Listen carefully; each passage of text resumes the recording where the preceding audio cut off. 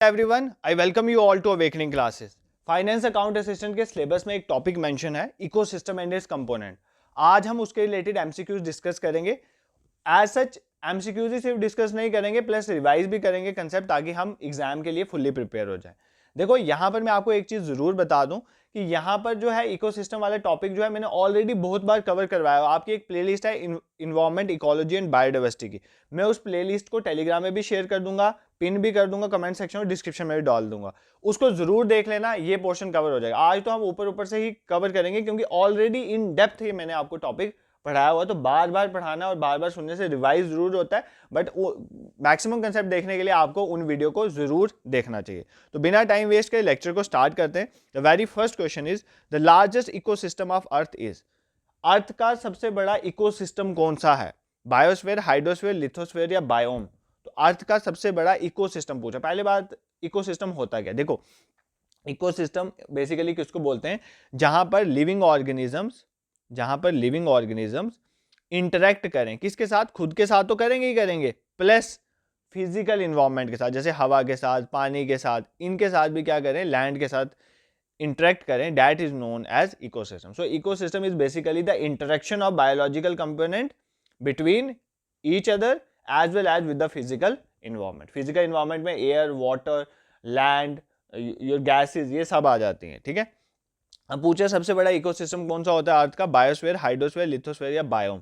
तो सबसे बड़ा इकोसिस्टम होता है बायोस्फीयर। देखो ना, बायोस्फीयर क्या? बायोस्फीयर में लिथोस्फीयर भी आ सकता है, हाइड्रोस्फीयर भी आ सकता है। बायोस्फीयर क्या होता है? वो पार्ट, लिथोस्फीयर मतलब लैंड का, वाटर का, एटमॉस्फेयर मतलब एयर का, जहां पर लिविंग ऑर्गेनिज्म रहते हैं और इंटरेक्ट करते हैं फिजिकल इन्वायरमेंट का, उसी को बायोस्फीयर कहते हैं। तो सबसे बड़ा इकोसिस्टम हमारा बायोस्फीयर भी होता है। ठीक है, अभी देखो यहाँ पर ना एक चीज आपको एक ना सीक्वेंस पता होना चाहिए। सबसे छोटी कौन सी चीज होती है? इंडिविजुअल। इन्वायरमेंट में हम इंडिविजुअल से स्टार्ट करते हैं। फॉर एग्जाम्पल, अगर आपने बायो पढ़ी होगी तो बायो में हम सेल से स्टार्ट करते हैं, सेल से टिश्यू, टिश्यू से organ, organ system, then individual. But individual के बाद वाली स्टडी कहां पर आ जाती है? इन्वायरमेंट में। देखो, सबसे पहले होता है इंडिविजुअल, मतलब ऑर्गेनिज्म। एक पर्सन की यहां पर बात हो रही है, एक ऑर्गेनिज्म की बात हो रही है। फिर आ जाती है हमारी पॉपुलेशन। पॉपुलेशन में क्या होता है? सेम स्पीशीज के जितने मर्जी। फॉर एग्जाम्पल, ह्यूमंस की बात करेंगे हम, या डॉग्स की बात करेंगे, that is a case of population. Population के बाद आ जाती है हमारी कम्युनिटी लेवल। ये बढ़ रहा है, लेवल बढ़ रहा है। कम्युनिटी में क्या आ जाती है? एक स्पीशीज नहीं होती, different species of living organism. अभी तक सिर्फ लिविंग ऑर्गेनिज्म की बात हो रही है, फिजिकल इन्वायरमेंट की बात नहीं हो रही है। तो that is known as community. Community के बाद आ जाता है हमारा इकोसिस्टम। इकोसिस्टम में लिविंग ऑर्गेनिजम्स भी होते हैं और फिजिकल इन्वायरमेंट के साथ उनकी इंटरेक्शन भी होती है। इकोसिस्टम के बाद आ जाते हैं बायोम।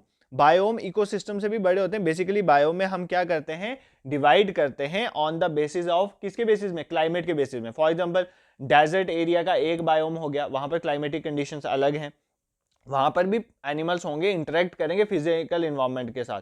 बट जैसे वो वहां पर इंटरेक्ट करेंगे, वैसे टुंड्रा रीजन में तो नहीं करेंगे। तो बेसिकली हम क्लाइमेट के बेसिस में रीजन्स को डिवाइड कर देते हैं। That is known as biome. और बायोम के बाद सबसे बड़ा क्या आ जाता है? इकोसिस्टम। सबसे बड़ा इकोसिस्टम इज बायोस्फीयर, वो part of air, land and water जहां पर लिविंग ऑर्गेनिज्म रहते हैं और इंटरेक्ट करते हैं विद द फिजिकल इन्वायरमेंट। आपको ये ना सीक्वेंस पता होना चाहिए। आपको पूछ सकता है कम्युनिटी, इकोसिस्टम और बायोम में सबसे बड़ा कौन सा है? तो बायोम बड़ा है। बायोम और बायोस्फीयर में सबसे बड़ा कौन है? तो बायोस्फीयर बड़ा है। ठीक है, I hope this question is clear to you.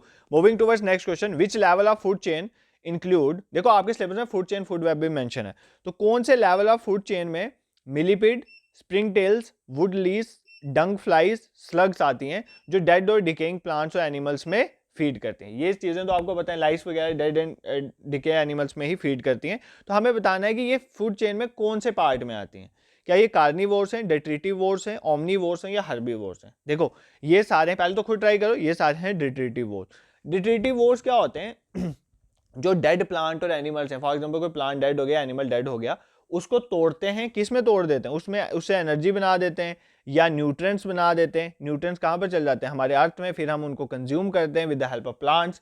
तो बेसिकली डेट्रिटिवोर्स क्या होते हैं? डेड और डिकेइंग मैटर को किस में कन्वर्ट कर देते हैं? एनर्जी और न्यूट्रिएंट्स में। ठीक है, I hope this is clear to you. देखो, अब ध्यान से सुनो, ओमनीवोर्स क्या होते हैं? ओमनीवोर्स वो होते हैं जो प्लांट्स को भी खाते हैं और जो एनिमल्स को भी खाते हैं। फॉर एग्जांपल, वेज भी होते हैं और नॉन वेज भी होते हैं, तो वो ओमनीवोर्स है। For example, human. ठीक है, नेक्स्ट यहां पर आपको ना एक चीजें मैंने बतानी है, ट्रॉफिक लेवल। ठीक है, ट्रॉफिक लेवल, वहां से आपको समझ आएगा। ट्रॉफिक लेवल मतलब क्या होता है? डिफरेंट एनर्जी लेवल्स पे ऑर्गेनिज्म है। फॉर एग्जाम्पल, सबसे पहले आते हैं हमारे प्रोड्यूसर। क्या बोलते हैं इनको? प्रोड्यूसर। प्रोड्यूसर वो होते हैं जो खाना बनाते हैं, जैसे सनलाइट के प्रेजेंट में प्लांट खाना बनाते हैं, इनको बोलते हैं प्रोड्यूसर। प्रोड्यूसर के बाद आते हैं हमारे पास हर्बीवोर्स। हर्बीवोर्स होते हैं जो सिर्फ प्लांट्स को खाते हैं ना। हर्बीवोर्स कौन से होते हैं? जो प्लांट्स को खाते हैं। इनको हम बोलेंगे, ध्यान से सुनो, इनको बोलते हैं प्राइमरी कंज्यूमर। क्या बोलते हैं? Primary consumer. कई बार एग्जाम में पूछ लेता है ना कौन सा ट्रॉफिक लेवल, प्रोड्यूसर कौन सा ट्रॉफिक लेवल है? फर्स्ट। हर्बीवोर्स कौन सा ट्रॉफिक लेवल है? सेकंड। ध्यान से सुनना। फिर हर्बीवोर्स के बाद आते हैं हमारे पास कार्निवोर्स। कौन से आते हैं? कार्निवोर। कार्निवोर्स वो होते हैं जो दूसरे ऑर्गेनिजम्स को खाते हैं, ठीक है। कार्निवोर्स वो होते हैं जो हर्बीवोर्स को खाते हैं। कौन होते हैं? जो हर्बीवोर्स को खाते हैं। हर्बीवोर्स कौन से होते हैं? जो प्लांट्स को खाते हैं। तो कार्निवोर्स हर्बीवोर्स को खाते हैं, इनको बोलते हैं सेकेंडरी कंज्यूमर। क्या बोलते हैं? सेकेंडरी कंज्यूमर, ठीक है। और ये कौन सा ट्रॉफिक लेवल है? थर्ड। आपको ट्रॉफिक लेवल याद रखना है कौन सा। उसके बाद कार्निवोर्स के बाद हमारे पास कौन से आ जाते हैं? टॉप कार्निवोर, जैसे लाइन वगैरह हो गया। अब लाइन वगैरह, लाइन तो एक फॉक्स को भी खा लेता है, लोमड़ी को, ठीक है, खा लेता है ना।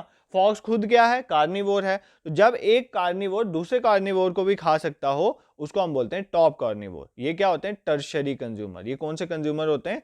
Tertiary consumer. और इनका कौन सा ट्रॉफिक लेवल है? ट्रॉफिक लेवल 4, ठीक है। टॉप कंज्यूमर का कौन सा ट्रॉफिक लेवल होता है? Trophic level 4। और उसके बाद जो है टॉप कंज्यूमर को हम क्या बोलते हैं? टर्शरी कंज्यूमर भी कहते हैं, और ट्रॉफिक लेवल 4। और सबसे लास्ट में हमारे पास आ जाते हैं डिकम्पोजर्स, जो हमने अभी पढ़े डिकम्पोजर। इनका ट्रॉफिक लेवल है 5।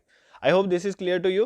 ट्रॉफिक लेवल 1 प्रोड्यूसर का होता है plant, second is herbivores, then carnivore, then top carnivore. Top carnivores को टर्शरी कंज्यूमर का, ये तीनों कंज्यूमर हैं, ये खा रहे हैं ना। हर्बीवोर प्राइमरी कंज्यूमर है, कार्निवोर सेकेंडरी है, और टॉप कार्निवोर जो है टर्शरी कंज्यूमर है। ये आपने याद रखना है। I hope this question is clear to you.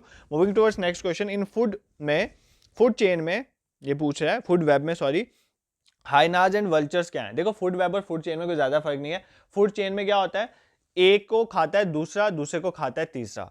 Food web में क्या होता है? एक को दूसरा खाता है। अब एक दूसरे को खाने के लिए बहुत से हो सकते हैं। फॉर एग्जाम्पल एक माउस है, उस माउस को सिर्फ क्या आप बोलते हो स्नेक ही खाएगा? नहीं, माउस को तो बहुत चीजें खा सकती है, स्नेक भी खा सकता है उसको, माउस को कैट भी खा सकती है, तो कोई भी खा सकता है। तो इसका मतलब यहाँ पर ये बन गया फूड वेब, जहां पर एक को खाने वाले बहुत ज्यादा हो, that is not food web. But food chain में सिंपल होता है, एक को एक ही खाता है। तो वेब, फूड वेब में हाइनाज और वल्चर्स क्या हैं? प्राइमरी कंज्यूमर्स हैं, प्रीडेटर्स हैं, स्क्वेंजर्स हैं, या डिकम्पोजर्स हैं? तो हाइनाज और वल्चर्स स्क्वेंजर्स हैं। स्क्वेंजर्स वो होते हैं, फॉर एग्जांपल शेर ने किसी का शिकार किया, ठीक है। अब शेर ने उसको पूरा नहीं खाया, आधा खा के निकल गया वो, तो जो पीछे उसको खाएगा डेड डिकेइंग मैटर को, that is known as scavengers. खुद मारते नहीं है ये, बट खाते हैं, तो उनको बोलते हैं स्क्वेंजर्स, ठीक है। प्रीडेटर्स वो होते हैं जो खुद शिकार करते हैं। नेक्स्ट क्वेश्चन पे मूव करते हैं। Which of the following food chain is not written correct? इनमें से कौन सी फूड चेन करेक्टली लिखी नहीं गई है? पहले तो फूड चेन का यहाँ पे ग्राफ बनाओ। ये ग्रीन प्लांट है, डियर है, देन टाइगर है, फिर ग्रास है, देन माउस है, देन हॉक है, देन स्नेक है, देन मेरीन एल्गी है, स्मॉल फिश है, लार्ज फिश है, और शार्क है, या नन ऑफ द अबव? देखो मेरीन एल्गी को स्मॉल फिश खाती होगी, स्मॉल फिश को लार्ज फिश खाती होगी, उसको शार्क खाती होगी, ये तो बिल्कुल करेक्ट है। हमें नॉट करेक्ट पूछा है। देखो ग्रीन प्लांट को डियर खाता है, ठीक है, प्लांट्स को डियर खाता है, डियर को टाइगर खाता है, ये भी ठीक है। ग्रास को माउस खाता है, ठीक है, मान लेते हैं। माउस को हॉक खाता है, हॉक को स्नेक खाता है, ये नहीं है, ठीक है। स्नेक को हॉक खाता है, तो इसका मतलब ये जो है ये इनकरेक्ट फूड चेन है, ये आपको पता होना। तो इस तरह से पूछता है फूड चेन ना, सीधी उल्टी, तो थोड़ी बहुत फूड चेन देख लेना। Herbivores are also called as, sir अभी आपने पढ़ाया हर्बीवोर्स को क्या बोलते हैं? हर्बीवोर्स को प्राइमरी कंज्यूमर बोलते हैं, सेकेंडरी कंज्यूमर, टर्शरी कंज्यूमर। तो हर्बीवोर्स क्या है? प्राइमरी कंज्यूमर है ना हमारे। हर्बीवोर्स क्या है? हमारे प्राइमरी कंज्यूमर, ठीक है, जिसमें हमारी कौ, डियर, ये सब आ जाते हैं। First trophic level of food chain is formed by, पहला ट्रॉफिक लेवल में कौन होते हैं? प्रोड्यूसर होते हैं, हर्बीवोर, कार्निवोर, डिकम्पोजर्स। तो पहले ट्रॉफिक लेवल में हमारे पास कौन होते हैं? प्रोड्यूसर होते हैं। एक बार कंसेप्ट समझ आ गया तो क्वेश्चन में दिक्कत नहीं आती है। Which statement is not correct regarding the food chain? Food chain के रिगार्डिंग इनमें से कौन सी स्टेटमेंट करेक्ट नहीं है, हमें बताना है। Every component of food chain forms trophic level, हर एक कंपोनेंट फूड चेन का ट्रॉफिक लेवल बनाता है, बिल्कुल बनाता है। फूड चेन के यही तो कंपोनेंट है, प्रोड्यूसर, कंज्यूमर, डिकम्पोजर, तो वही तो ट्रॉफिक लेवल होते हैं। Inter relation between different food chain is known as food web, हाँ, फूड चेन के बीच में जो रिलेशन है उन्हीं को फूड वेब कहते हैं। All the chains formed by nutritional relations are used to understand energy flow, हाँ, इन्हीं फूड चेन की हेल्प से हम एनर्जी फ्लो देखते हैं, कहाँ से कहाँ एनर्जी जा रही है। लास्ट देखो, in food chain energy level increases from low trophic level to high trophic level, जैसे जैसे हम ऊपर जाते जाते हैं ट्रॉफिक लेवल में तो एनर्जी इंक्रीज होती है, ये गलत है। इसका आंसर ऑप्शन डी हो जाएगा। क्यों? क्योंकि लिंडमैन ने 1942 में एक लॉ दिया था जिसको बोलते हैं 10% लॉ। वो कहता है कि हर एक ट्रॉफिक लेवल में एनर्जी 10% कम होती जाती है। प्रोड्यूसर में फॉर एग्जांपल 100% एनर्जी थी, तो नेक्स्ट ट्रॉफिक लेवल में सिर्फ 10% एनर्जी पहुंचेगी। 100 का 10% 10 ही होता है ना, तो इसका मतलब हर ट्रॉफिक लेवल में एनर्जी जो है वो 10% डिक्रीज होती जाती है। ये इंक्रीज बोल रहा था, इसलिए इसका ऑप्शन डी करेक्ट हो जाएगा। I hope this question is clear to you. Question number 8 is the component of an ecosystem that are seen to function as a unit for is sustainability. एक ecosystem को function करने के लिए ना 4 चीजों की इंपॉर्टेंट जरूरत होती है, ठीक है, उसके फंक्शन को परफॉर्म करने के लिए। वो क्या क्या होती है हमें बताना है। एनर्जी की अवेलेबिलिटी होनी चाहिए, न्यूट्रन साइकिल होने चाहिए, water supply, decomposition, productivity, energy flow, water cycle, decomposition, decomposition, energy flow, productivity, nutrient cycle, energy flow, water cycle, nutrient cycle या प्रोडक्टिविटी। देखो आपने पढ़ा होगा इकोसिस्टम अच्छे से, 4 चीजें ये होती हैं। एक तो डिकम्पोजिशन, वापस न्यूट्रंस का अर्थ में आ जाना, एनर्जी का फ्लो करना, ऑर्गेनिक मैटर का प्रोड्यूस होना और न्यूट्रंस का फ्लो करना। आपने डिफरेंट गैसेस और सेडिमेंट्री वाले देखे थे ना, क्या होते हैं, साइकिल्स होते हैं, जैसे नाइट्रोजन कैसे जाता है, वाटर कैसे मूव होता है, ये सारे आपने देखे हुए हैं। तो ये सारे न्यूट्रन साइकिल का पार्ट होते हैं। Moving towards next question, question number 9, which are the following factors diminish as food chain produce. जैसे जैसे फूड चेन बढ़ती जाती है तो क्या कम होती जाती है, हर एक ट्रॉफिक लेवल में क्या कम होता है, एनर्जी, प्रेशर, न्यूट्रिशन या नन ऑफ द अबव। तो क्या कम होता है, एनर्जी कम होती है, 10% लॉ से हमें पता है, ठीक है। क्वेश्चन नंबर 10 पे मूव करते हैं। All the food chain in a single ecosystem are called. सभी फूड चेन जो सिंगल इकोसिस्टम में होती है उनको क्या बोलते हैं, फूड वेब बोलते हैं ना। क्या बोलते हैं उनको, फूड वेब बोलते हैं। सर पढ़ाया हुआ है, बार बार पढ़ा, देखो इसीलिए तो मैं पहले ही कंसेप्ट आपको बता देता हूँ। और इस लेक्चर को मैं एज सच इतना जल्दी इसलिए ले रहा हूँ क्योंकि ये चीजें मैंने बहुत बार पढ़ा दी हैं। इन्वायरमेंट, इकोलॉजी एंड बायोडाइवर्सिटी की प्लेलिस्ट में जाके 6-7 जो वीडियो है जरूर देख लेना, ये पोर्शन जो है वो कवर हो जाएगा। सिर्फ इस एग्जाम के लिए नहीं, और भी फ्यूचर के एग्जाम के लिए आपको बहुत हेल्पफुल रहेगा। The second trophic level in a lake. Lake में सेकंड ट्रॉफिक लेवल को क्या बोलते हैं ना, लेक में सेकंड ट्रॉफिक लेवल में क्या बोलते हैं। देखो लेक में होता है, सबसे पहले होते हैं हमारे फाइटोप्लैंक्टन। क्या होते हैं, फाइटोप्लैंक्टन, ठीक है, ये प्रोड्यूस करते हैं ना खाना। उसके बाद ये फर्स्ट ट्रॉफिक लेवल है। देन सेकंड ट्रॉफिक लेवल हमारे पास जू प्लैंक्टन आ जाते हैं। क्या आ जाते हैं, जू प्लैंक्टन। फिर आ जाती है हमारी स्मॉल फिशेज, फिर आ जाती हैं लार्ज फिशेज, फिर शार्क वगैरह हमने देखा था ना। तो ये बेसिकली सेकंड ट्रॉफिक लेवल क्या रिप्रेजेंट करता है, zooplankton. Second trophic level, first पूछता है तो फाइटो प्लैंक्टन होता है इसका answer. Moving towards question number 12, two factor ecosystem. Ecosystem के 2 इंपॉर्टेंट कंपोनेंट या फैक्टर्स क्या है, plants, animals, biotic, abiotic, oxygen, carbon या नन ऑफ द। मैंने आपको बोला इकोसिस्टम बनता ही किससे है, बायोटिक मतलब लिविंग ऑर्गेनिजम्स की खुद की इंटरेक्शन, प्लस एबायोटिक होता है नॉन लिविंग कंपोनेंट मतलब फिजिकल इन्वायरमेंट, एयर, वाटर, तो उनकी इंटरेक्शन की वजह से। तो ये 2 फैक्टर्स हैं हमारे इकोसिस्टम में। अब नेक्स्ट क्वेश्चन नंबर 13 में कहता है an ecosystem consist of. Ecosystem में क्या होता है, only living organism, living organism में फिजिकल फैक्टर, ओनली इंसेक्ट या ओनली फिजिकल फैक्टर। तो इकोसिस्टम में लिविंग ऑर्गेनिजम्स भी होते हैं और फिजिकल इन्वायरमेंट भी होता है। ये पूछ लेता है कई बार कि जैसे टर्म किसने दिया, तो टर्म इकोलॉजी को किसने इंट्रोड्यूस करा था, अर्नस्ट हाइकल, ईपी ओडम, एजी ट्रांसले, रामदेव मिश्रा। तो किसने इकोलॉजी टर्म दी है, अर्नस्ट हाइकल ने। रामदेव मिश्रा, जैसे अर्नस्ट हाइकल को बोलते हैं ना father of ecology, Ramdev Mishra को बोलते हैं father of ecology in India, father of ecology in India किसको बोलते हैं, रामदेव मिश्रा को। ये आपने याद रखना, ठीक है।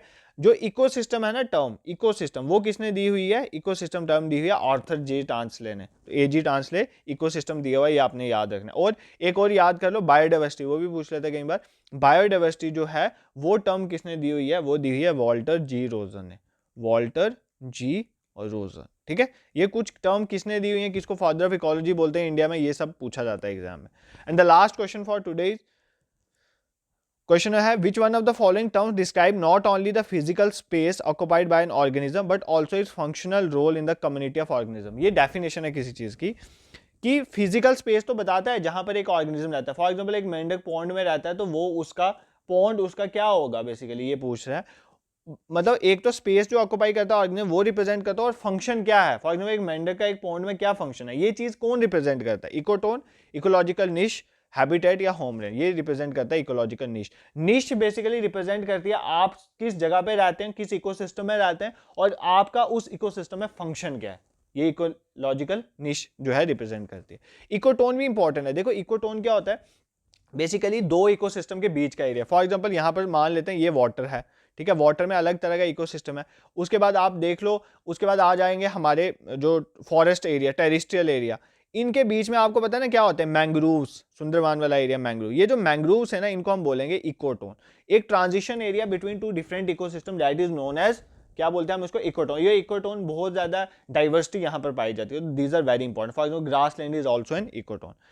ठीक है, एक और क्वेश्चन था 16 question, eutrophication is in lake is due to the presence of. तो लेक्स में जो यूट्रॉफिकेशन होती है, यूट्रॉफिकेशन का मतलब होता है न्यूट्रिएंट्स का भर जाना। वो किसकी वजह से होता है, डीओ एंड बैक्टीरिया की वजह से, नाइट्रोजन फॉस्फोरस की वजह से, बीओडी एंड सीओडी की वजह से, या क्रोमियम मर्करी की वजह से। तो बेसिकली यूट्रॉफिकेशन होता है नाइट्रोजन और फॉस्फोरस बढ़ जाना। फॉर एग्जांपल क्या होता है, डिफरेंट फैक्ट्रीज हैं, उनमें नाइट्रोजन या फॉस्फोरस प्रोड्यूस होता है, और जैसे जैसे वो पानी में मिलता जाएगा तो पानी में न्यूट्रिएंट्स की मात्रा बढ़ जाती है। न्यूट्रिएंट्स की मात्रा बढ़ने की वजह से क्या होता है, फिशेज प्रॉपर्ली ऑक्सीडाइज नहीं कर पाती हैं, ऑक्सीजन नहीं ले पाती हैं, तो मरने शुरू हो जाते हैं। इस प्रोसेस को बोलते हैं eutrophication. Eutrophication is the process by which nutrients का जो रेशियो है वो वाटर बॉडीज में बढ़ना शुरू हो जाता है। I hope this question is clear to you. ये इकोसिस्टम का कुछ सेशन था, देखो यहाँ पर कवर नहीं होगा, इकोलॉजिकल बायोडाइवर्सिटी वाली जो वीडियोस हैं इको से वो देख लेना। यहाँ पर मैंने ऊपर ऊपर से एक टच कर दिया क्योंकि हम सिलेबस कवर कर रहे थे। ठीक है, इस तरह से आपने क्या करना है, जनरल साइंस का मैक्सिमम पोर्शन कवर हो गया है। इसके बाद जो चीजें होंगी साथ साथ मैं आपको बताता रहूंगा, मैं टेलीग्राम ग्रुप में शेयर कर दूंगा वीडियोस जो मैंने ऑलरेडी पढ़ाई हुई हैं इनके रिलेटेड साइंस के लिए। तो बाकी एक दो जो बच जाएंगी वो मैं कवर कर लूंगा। ठीक है, और next important thing is that आप टेलीग्राम ग्रुप को ज्वाइन करो, क्योंकि इकोनॉमिक्स के मैं वहां पर लेक्चर आपको शेयर करूंगा। अब आप साथ साथ इकोनॉमिक्स भी कवर कर लेंगे। ठीक है, इकोनॉमिक्स साथ साथ कवर कर लेंगे, मैं कर रहा हूँ शेयर, इकोनॉमिक्स साथ साथ कवर कर लेंगे, जनरल साइंस हमारी हो जाएगी। इसके साथ धीरे धीरे सारा पोर्शन जो भी है फाइनेंस अकाउंट सिस्टम उसको हम एमसीक्यूज की हेल्प से रिवाइज कर देंगे। This is it for today, thank you so much for watching.